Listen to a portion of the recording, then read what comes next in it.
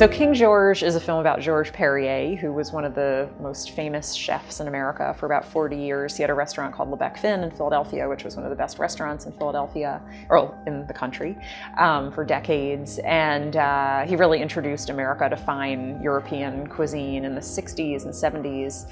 And so in 2010, when he announced he was thinking of closing the restaurant, I thought somebody needs to capture him in the kitchen before he's gone. And I'm from outside of Philadelphia, so I had known of him all these years. And Philadelphia often gets overlooked between New York to the north and Washington to the south. So I thought it was kind of something important to capture for history's sake, because this one restaurant really drew people from all over the world to come to Philadelphia.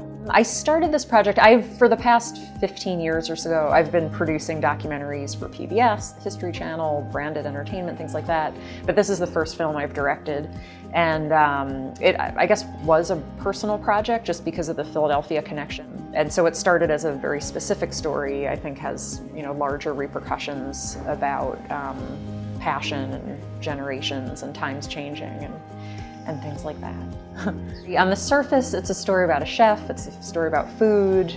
Food films are everywhere these days, but really it's, I like to think that we get a little bit deeper than that, and that it's the story of an extremely passionate person.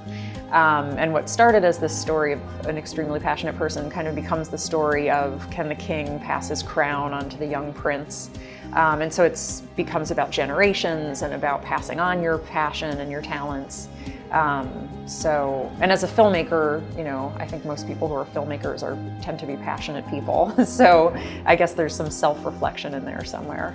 Well, I love sitting through screenings of the film, and I'm thrilled to be here in Naples for the festival, and to be the closing night film is such a huge honor. And I just, seeing it with a new audience is like watching it all over again for the first time, because every laugh, every gasp, every silence that's kind of has a sadness to it, it's all, we spent 3 years filming the documentary on and off, and about a year editing it on and off. And so there's a lot of work and blood and sweat and tears went into it. And so it's just so rewarding to hear the audience's response, and to go through the Q&A after and really have a conversation with them about it. That's part of the joy of making the film, is actually sharing it with people. We are very close to being able to announce a distribution deal, which we'll probably be announcing in the next week or so. But the plan is that it will be in theaters at some point this winter. And we really look forward to bringing it to a bunch of cities that it's been in already, and also a few additional cities, and hopefully eventually television and streaming online and VOD and stuff like that. So I am Erika Frankel. I am NIF.